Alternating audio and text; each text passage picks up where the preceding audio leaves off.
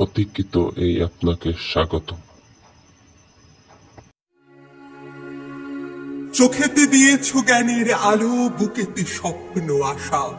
তুমি শিক্ষক, তুমি গুরুদেব, আলোর পথের দিশা। তোমারই দেখানো পথে চলি, তোমার শক্তি নিয়ে, তোমার কাছে ক্লান্তি মুছি, তোমারই সাহস দিয়ে। শিক্ষক তুমি, তুমি যে মহান, তুমি দিয়েছ শিক্ষা।